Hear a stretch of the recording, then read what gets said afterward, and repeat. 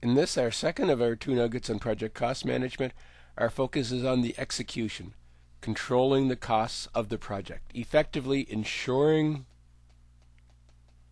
the project delivers or completes on budget. Making sure that each and every one of the individual costs that have been summed together into the budget through our planning activities are delivered appropriately, and that we have the appropriate management techniques in place to deliver the project on budget. Cost control is all about managing the budget for your project, managing the project's cost baseline. During the budget planning, we developed a baseline. The baseline said, for this month of this project, we expect to spend $10,000. For month 2 of the project, we expect to spend $15,000. Managing the cost baseline is ensuring that the project expenditures are in line with the cost baseline, and that the expenditures are following the cash management plan that you produced for your project. So cost control is both ensuring that the project delivers within budget and managing the timeline. As we discussed in the previous nugget, you can be in as much trouble as a project manager, and I've been there, let me tell you, as much trouble as a project manager delivering the project on budget but not meeting the cash flow analysis, surprising the accounting department with a bill for $20 or $30 or $50,000 in a month where the cash reserves and the cash management plan wasn't in place, simply because you accelerated the project, simply because you brought in an expense to your project a month or 2 or 3 months earlier than the original cash flow plan. So managing the cost baseline is all about ensuring that you deliver on budget and that you deliver to the terms and conditions of the cash flow plan. Obviously, there will be variances. There will be times when more labor is applied to your project than per plan. There will be time when costs for materials will be higher than planned. There will be time when less labor is put into your project than planned. And hopefully there will be times when materials cost less than planned. There will be lots and lots of variances during the delivery of your project. You need to ensure that you're managing the variances, that you understand the variances, and you're taking the appropriate actions to adjust the cost baseline based on the variances. If there is a run on certain materials, if there's a worldwide shortage of material that you need for your project and the cost escalates at an unpredicted rate, you need to manage the variance and adjust the cost baseline, meet with the project sponsor to say, hey, the material we need for our project has increased in price by 100%. There is a worldwide shortage for our product. It's critical for our project to complete. Do we either A, cancel the project because the costs have exceeded expectations, or do we approve the changes, realize that we need this material no matter what the cost, or at least at this level of cost, and adjust the cost baseline? It's all about managing your budget performance. How are you doing? Are you on time and on budget? Are you on time and ahead of budget? Are you behind and ahead of budget? And we'll discuss some of those issues later in this nugget. Managing the baseline is all about ensuring that all of the charges appropriate to your project are charged to your project, and more importantly, that only the charges that are appropriate to your project are charged to your project. Approve all charges. I've had more than one instance in my career of delivering projects where I've had charges, some small, some large, charged my project that had absolutely nothing to do with my project, simply because of coding errors, simply because of accounting errors. A charge comes into my organization and somebody handwrites the appropriate charge code onto the invoice. They made a mistake. They had sloppy handwriting. Maybe they were deliberately trying to get me, but I don't think that's the case. But the improper charge code was coded onto the invoice. That gets sent forward to accounting. Accounting takes the charge code, enters it into the system, and there you have it. I have a $50 charge, a $50,000 charge, or a $50 million charge. It doesn't matter the size. If the charge is inappropriately coded, the charge is going to go against my project. Therefore, it's important that you review all charges. Let me repeat that you review all charges against your project to ensure there are no errors, to ensure that all of the charges appropriate to your project are being charged to your project, and that only the appropriate charges to your project are being coded. If you're expecting an invoice, or if you know an invoice came in from a supplier, from a vendor, you need to check and make sure that that invoice is coded to your project, that it isn't slipping around the organization and going on process for a period of time. Two reasons for this. One, again, is the time, the cash flow. If you have a large invoice came into the organization for your project, you know the invoice has been received, or you're expecting to receive the invoice. Therefore, your cash management plan says, for this month of my project, I need to be prepared to spend $20,000 for this material. And you look at your accounting sheets at the end of the month and the charges in there. You need to go looking for it to ensure that the invoice has been received. And if the invoice has been received, that it's not sitting idle on someone's desk awaiting approval, or that it hasn't been inappropriately coded, and that the charge is put onto your project in the month that you're expecting it to be charged to your project, as opposed to showing up 2, 3, 4, 5 months later when it finally gets properly coded, and by then your vendor is very annoyed because they've been waiting for payment. So that's the other side of ensuring that all charges are coded to your project and properly allocated to your project. Your vendors are expecting payment. If they supplied $50,000 of material or services to your company, to your project, they're going to expect to be paid for it. If through some internal error in your company they're not being paid, they're not going to be very happy with the results and may not be as anxious to deal with you, the project manager, or with your company the next time around. So ensure you're actively managing all of the charges associated with your project, that you're ensuring all of the right charges are being applied to your project, and that all of the charges are being applied. If you are expecting a charge to your project and it's not there, don't say, wow, I got away with that one. Go looking for it. You're not going to get away with it. Believe me, again, I've been there. Sometime, somewhere, 3, 4, 5 months later, it's going to get properly coded and going to build to your project, and then you're going to be in trouble because the cash flow management plan is inappropriate.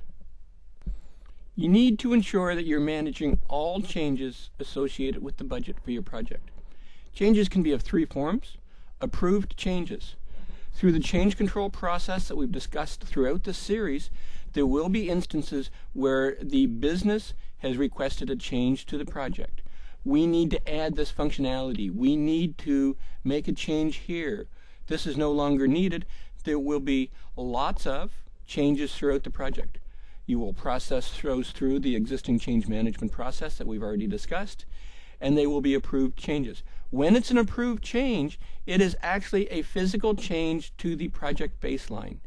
If through the change management process you have added a change, incremental value to the project of an additional $15,000, the baseline is now $15,000 greater than the original project baseline. Changes, in fact, do change the baseline. If it's an approved change, you change the baseline. You therefore have a different yardstick within which you are being measured, within which your project is being measured. So those are the easy changes, the easy budget changes to deal with. The approved changes, because they in fact change your project baseline. But you're going to have other changes. You're going to have estimate variances. You expected to spend 42 hours of labor completing this task on your project, where in fact the estimate was bad, you didn't understand the degree and magnitude of the work, and it didn't take 42 hours, it took 82 hours. It took twice as much time to complete the task as expected. That's an estimate variance because you're paying for the resource. The cost variance for that task is going to be double as well. You need to account for and manage estimate variances. Hopefully over the life of your project you will have some plus estimate variances where it's taken more time to deliver your project, i.e. therefore more dollars. Hopefully you will have some minus estimate variances where you were overly pessimistic with the development of your estimate and It took less time, therefore less dollars to deliver the project. There will be some give and take with the pluses and the minuses. You need to understand what the net of the pluses and minuses are going to be, and alert management, alert your sponsor that says, there have been problems on my project as a result of bad estimates. And there's no shame in saying there were bad estimates. Remember what an estimate is? An estimate is your very best guess. Yes, it is a guess. An estimate is your very best expectation guess of how long, how much labor it's going to take to do each and every element of your project. Therefore, there will be variances. You need to manage the variances. That's the key. You need to manage the variances, the pluses and the minuses on the estimates, and at an appropriate period of time, not on a daily basis, too often, too micromanagement, probably not on a weekly basis, potentially on a monthly basis, depending on the length of your project. If it's a relatively short project, monthly may be appropriate. To rationalize the pluses and the minuses, and to alert management that says, hey, I'm expecting a variance of $5,000, $10,000, whatever the price is going to be, over the baseline because I've had estimate variances. For longer projects, quarterly may be a more appropriate time frame. To alert management, to alert the business sponsor that says, there have been estimate variances. I've done my very best as a project manager. I've taken the appropriate actions as a project manager to try to improve the environment my team is working in. But there are estimate variances. We are going to cost more. So what are we going to do about it? That's the next step that you need to ensure that you're doing when you're managing the baseline, you're managing your budget. There will be variances. The project is going to cost more, all things being equal. So what are we going to do about it? Are we going to accept the fact the project is going to cost more? Are we going to change the scope of the project to bring the costs in line, deliver less functionality? Or are we going to change the timeline, if that is appropriate for adjusting the variance, saying I no longer have to pay overtime, or I can bring in less expensive staff and do the same work over more time? But what are you going to do about your estimate variances once you have accumulated all the pluses and minuses and have a more realistic understanding of what the new project costs are going to be? And the same basically applies for price variances. You need to buy materials, you need to buy supplies for your project. Going in, you obtained quotes from vendors. This is your expectation of how much material A is going to cost. This is your expectation of how much material A you need. So you have a cost per unit. You have a number of units. And that gives you your material cost.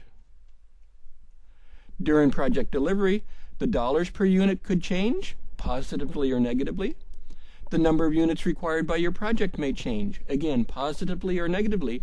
But it's your job as a project manager to ensure that you're managing all of these price variances for materials and supplies. You understand the difference. Again, you accumulate them on the appropriate basis, probably monthly for short duration projects, probably quarterly for longer duration projects, and then you work with management to do with the, what are we going to do about it? Are we going to accept the budget overrun? Are we going to change the scope, the functionality, to try to deliver within the original costs with less function? Maybe changing the timeline again can help you give budget relief. Once you work with management, once you determine what the appropriate action is going to be to provide the budget relief, you then have an approved change to the project. You have worked with management, the sponsor, and you say, we're going to reduce functionality. Because you are now changing the scope for the project, you now have a change request. And the same as business originated approved changes, you now have an approved change, which in fact is going to change the project baseline. The change request for reducing scope is going to allow you to deliver your cost baseline within the original plan, but the reduced scope is going to change the scope baseline. or the change request is going to result in a change to the time baseline. But you need to manage the costs. You need to understand what the impact of the costs on your project is going to be, and you need to take the appropriate actions to ensure that you're managing the costs for your project actively. As we just discussed, it's important to manage the variances. You do that by gathering the facts. And you'll note, by the way, I've written facts. I think facts are very important. I often think of myself as a project manager as a detective interviewing suspects, trying to understand what happened, trying to get at the root cause. My favorite expression is "just the facts, ma'am, just the facts," which makes me think of the detective series of Columbo, where this little man in the trench coat went around interviewing his suspects and saying, "Just the facts, ma'am, just the facts."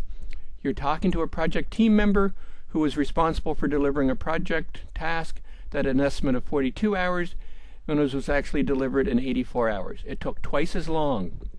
Why was there a variance? As you're gathering the facts and working with the team members, you need to ensure you're asking the why questions in a non-threatening fashion. You're not asking why so you can punish the team member for going over. You're asking why so you can correct the problem. Why did it take so long? Don't you have the right tools? Do you not have the right environment?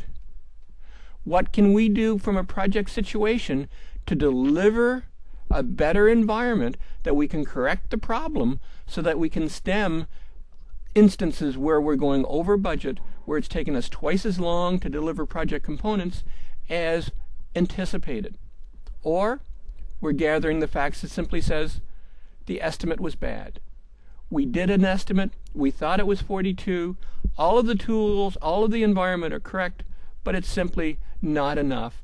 We are going to have to accept the fact that the project estimate, at least in this particular instance, was bad, and we need to understand that there will be instances where this happens, that there is no corrective action, and you simply accept the fact. Going forward, we are now 42 hours over on our budget, which means we're 42 hours worth of labor over on our budget. Leads us into the variance analysis. What are the pluses? What are the minuses?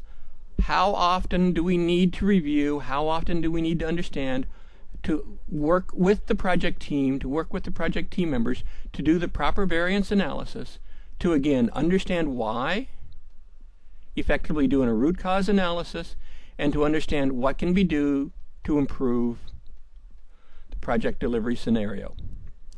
Then we get into trend analysis. Trend analysis, it delivers this over time. If you can excuse my drawing capabilities, trend analysis is putting it on a graph. So we have time on one axis,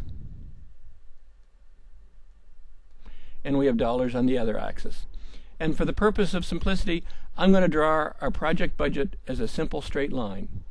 In reality, your project baseline is not going to be a straight line. There's going to be variances as costs ramp up over time and flatten out, and another ramp up and a flattening out as your project scenario changes, as team members come and leave the project, as large material purchases and large supply purchases come in on your project. But for the sake of discussion, let's stick with a straight line. Then you're going to plot your actuals against your baseline. And let's say we're starting off that our actuals are trending below our baseline. A very good situation, and the actuals are following a parallel path to the baseline. Does this mean that our project is going to deliver under budget? It may mean, but as you're doing your trend analysis and doing this over time, all of a sudden you realize that it's trending upwards. And we have now passed the baseline, and it may be that the project is heading for trouble. If it continues in an upward direction like that, absolutely the project is in trouble, and we need to take actions. But let's say that it trends upwards, and then it flattens out, and again, it's going absolutely parallel to our project baseline. What this is telling us is at the beginning of the project, we were in very much the minus situation. We were delivering our project under budget. It may mean we didn't have our full complement of team members as per the plan. It may mean we didn't bring in the supplies and materials quite as early as expected.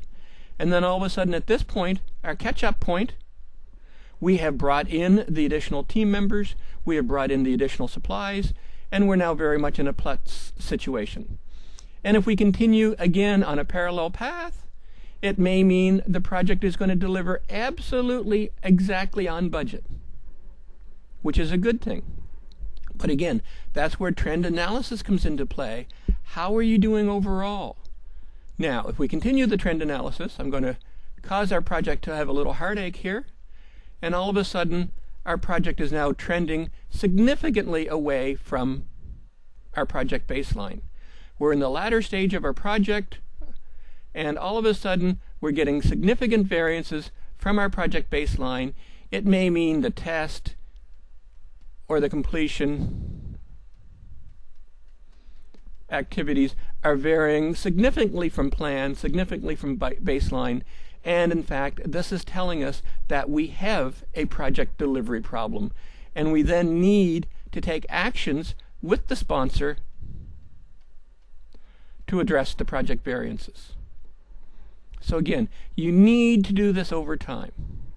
If you're doing your trend analysis over time, and in month 1 and month 2 and month 3 of your project, you're seeing that you're trending positively away from the baseline, i.e. you're delivering under baseline budget, you may want to alert the stakeholders that at this point in time, the project is under budget, but because you did your variance analysis, but we're understaffed. So again, you're doing your trend analysis, you're managing the variances, and you're telling the project sponsors, don't get excited, we're understaffed, which is probably going to mean either we're going to be late or we're going to consume later. Which is in fact exactly what our project did. At month 4 in our project, we have begun the additional consumption. We brought the additional materials, we brought the additional team members in, and now, although we are trending away from the budget line, the net, for the sake of simplicity, is 0. So upwards to this point in time, I know my graph is getting a little sloppy here, at month 7, we can probably say the project is absolutely on budget. And speaking of being on budget, a term that I've picked up that I like, our project is on budget-ish. I don't think there's ever a situation where a project is absolutely on budget to the penny. So therefore, when I say I'm on budget, I'm saying I'm on budget-ish. It's around about the budget. It's within the tolerance factor of what my project sponsor, what my project management plan says. I'm on budget if I'm within 5% of budget, or I'm on budget if I'm within 8% or 10%, or whatever your budget tolerance for the project is going to be. So at month 7, you can write another status report that says we're on budget-ish.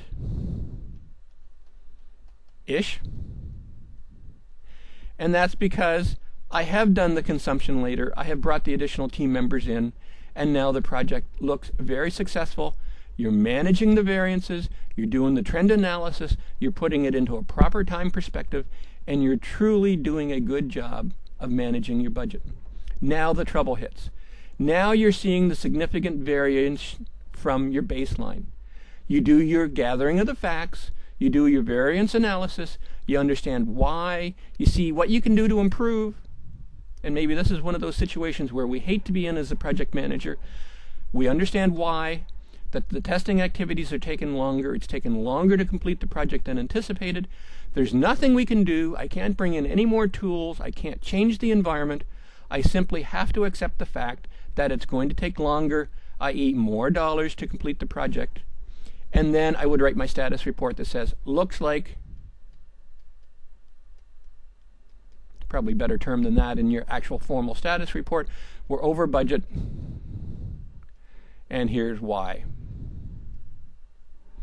So manage the variances, don't be Chicken Little, don't say, we're under budget, hooray, hooray, hooray. You understand why. Don't be Chicken Little that says, oh, all of a sudden I'm spending more than baseline.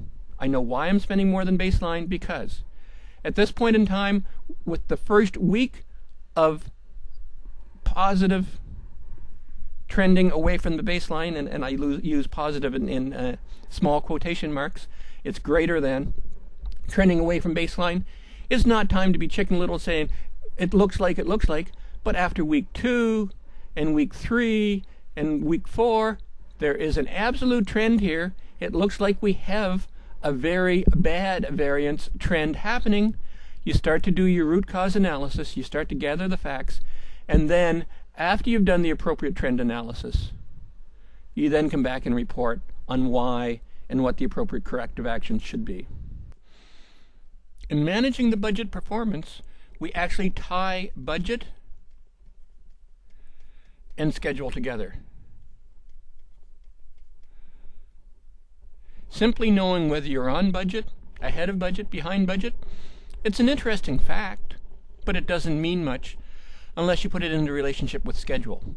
The same thing, being ahead of schedule, being behind schedule is an interesting fact, but when combined with budget, it gives you more interesting information. So obviously our ideal target for any project is to be on time-ish and to be on budget-ish. But even with the ishes thrown in, very rarely achieved. So in simplicity, we can be in 4 different states. We can be ahead of budget or ahead of schedule and over budget. We can be ahead of schedule and under budget, behind schedule and over budget, and behind schedule and under budget. Where are you on your project, and what's the implications of each of these? Being ahead of schedule and over budget may not be a bad thing. Why is it not a bad thing? If you're ahead of schedule, it means your project is being delivered early, which probably means you have more resources on your project, that you're buying the materials and supplies for your project faster, which may mean being over budget is acceptable. May not be, but it may be. Being ahead of budget and ahead of schedule and under budget probably is a good thing. But again, you need to look at it in the overall picture. You need to understand what the overall implication of the project is. But again, being ahead of schedule, that's a good thing. Being under budget is a good thing, provided there's no gotchas, there's no issues, there's no unforeseen or yet to be scheduled problems to come up as a result of taking shortcuts, as a result of buying inferior material. But overall, I would be very happy as a project manager to be in a position where I'm ahead of schedule and under budget. If I'm behind schedule and over budget, that's probably not a position I want to be in as a project manager. I'm behind schedule and I'm spending more money than I should be. That is probably, almost without question, an issue for project delivery concerns. But on the other side of it, if we're behind schedule and under budget, which is really the first scenario we looked at in our trend graph, where we were under consuming on our budget, which probably meant we were behind schedule simply because we hadn't brought the full complement of team members in. But if you remember from our time variance analysis, we quickly caught that up halfway into our project, and we went back to being on time and on budget-ish until we hit our final phase where we had our testing concerns. So again, managing budget performance is where we start to tie budget and schedule together, and we look at the two of them in relationship to each other, recognizing we can be one of these 4 states, and then we need to do the specific analysis of saying whether being ahead of schedule and over budget is a good or a bad thing, because it may be good or bad. If you're ahead of schedule and under budget, it probably is a good thing. That's a position I would like to be in. If we're behind schedule and over budget, that is almost definitely a bad situation, and you need to take actions to correct it. But in either of these, being behind and under, or ahead and over, you need to take additional actions as a project manager to better understand the issues and ramifications of what that means to your total project delivery scenario and overall success for your project. There's a tool called Earned Value Analysis that helps us better understand what the combination of time and budget, and actually adds in an additional component of scope to help us better determine whether this is a good or a bad thing. Earned value analysis is a very sophisticated process, and we will dedicate an entire nugget on earned value later in the series. This concludes our last nugget on project cost management. This nugget was focused on controlling the costs, managing the budget, tracking each and every cost from the project, ensuring that the costs incurred on our project match to the budget, examining all variances, and understanding why variances exist, putting corrective actions in place to deal with the variances, to ensure variances doesn't happen again. In this nugget, we focused on costs.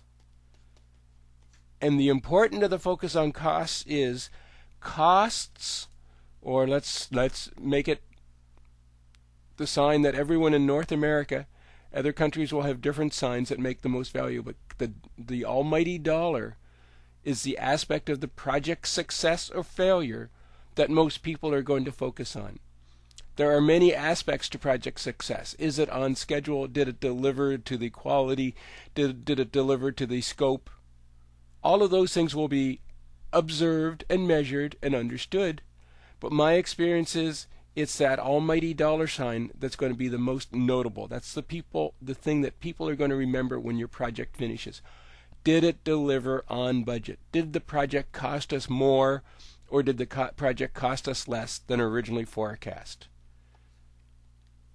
As a result of that high degree of attention on successful delivery on budget, we as project managers need to spend considerable time in our project ensuring that we're tracking all the costs against the budget, we're managing the variances, and we are truly in an awesome position to deliver our project on budget. This concludes our nugget on project budget management. I hope this video has been informative for you, and thank you very much for viewing.